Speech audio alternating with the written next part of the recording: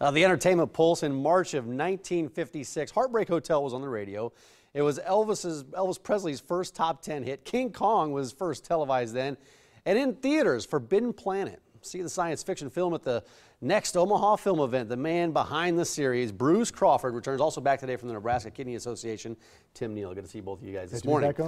Remind us about this movie. I was watching the trailer. This was really the first big sci-fi flick, wasn't it? Well, it was one of the first. It was certainly the first with a huge budget, CinemaScope, Technicolor, stereophonic sound, and from MGM, which was the studio that gave us, Ben-Hur, Gone with the Wind, the great musicals. They didn't do science fiction pictures. When they did do one, they were going to make sure it was going to be the biggie. Yeah. And this film was, without this film, there'd be no 2001, there'd be no Star Wars, no Star Trek. This is the film that kicked it off. Yeah, we were talking about Star Wars earlier in the show, but Star Trek was inspired by this, right? Gene Roddenberry, the creator of Star Trek, said his entire series is based on this film.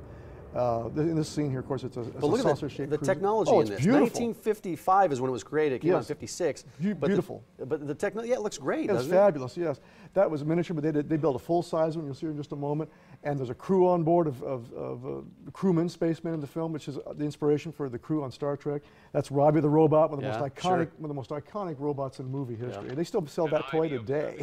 Yeah. And it still stands out. I mean, here we are, what is it, 50 years later? 60 years later. 60 years later, and this movie still stands out. Why is it? What is it about this film that's stood the test of time? Well, the glossy look. You can see the gorgeous color. You can see the spectacular visuals. You have the late, great Walter Pidgeon and Leslie Nielsen when he was still a dramatic actor, and Francis, Nielsen, and all these great character actors like our guest who went into TV and other things. It kicked off their career. But look at the visuals. This is done by Joshua Meader, who worked for Walt Disney. Some of Disney's best people were loaned out to MGM to create this.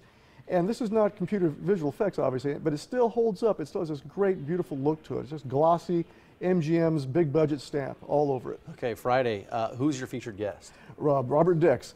He plays Crewman Gray. In fact, if you watch the clip, you'll see him being killed by the monster. Oh, he dies in this one? Yes, he gets killed.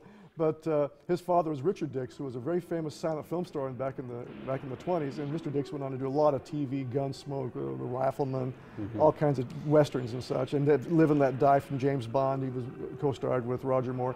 But that's him. They're being killed. There by he the goes. monster. Right. He's going to talk about working on. He's one of the last surviving people from the movie because there's only like 2 or 3 people still alive from this picture. Is Leslie Nielsen still around? No, he's been gone several years now. He has been gone. And Francis too. It's interesting to see him in this movie, a more serious role for him. Of course, he's known as later, in comedy. But we're also going to have the United States Post Office is going to unveil artist Nicolosi, a commemorative envelope honoring the film on stage from the United States Post Office. So how cool is that? That's great. What else is happening surrounding this film? We're going to have miniature displays of the saucer, 3-foot across model. We're going to have people in costumes looking just like the astronauts you just saw, replicating the uniforms.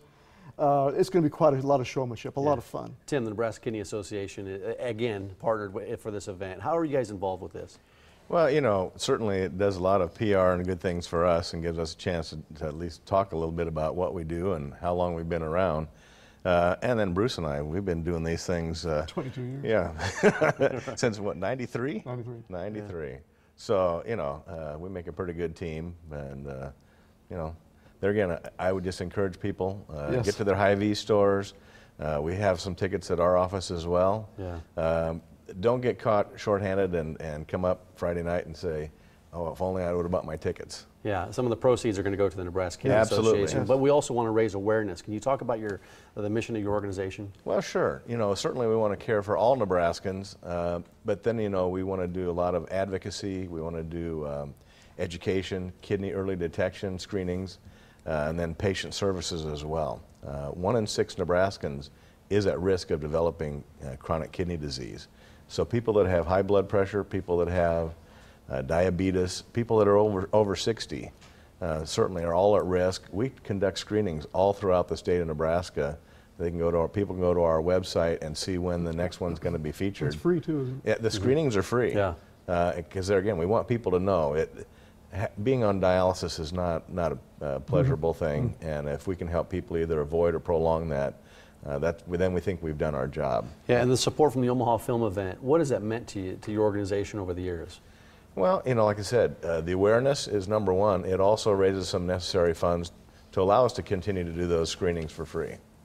Bruce, best way to get tickets for this? I know Tim mentioned a little bit. You'll have the Omaha Hy-Vee stores. Just go to the Hy-Vee store in Omaha, any of the 12 here in town, and go up to the customer service counter and say, I want tickets to Forbidden Planet, or call 402-932-7200, which is Tim's number, for people out of town or out of state, which we've had people from all over the country, even from Europe, even fly into Omaha for our events, amazingly, from the internet coverage. What type of fans do you expect to get here? Are you getting the sci-fi people? Oh, yes. Are you getting the Trekkies? Well, the new Star Wars films comes out in just 2 months, so the timing of this couldn't be better. I don't think. You planned it that way, Bruce. I know how you think. Right? Serendipity. I did not know they were going to start promoting that so early, but it turned out that way. But without this film, you wouldn't have Star Wars. Yeah, it wasn't on accident, Bruce. I know you.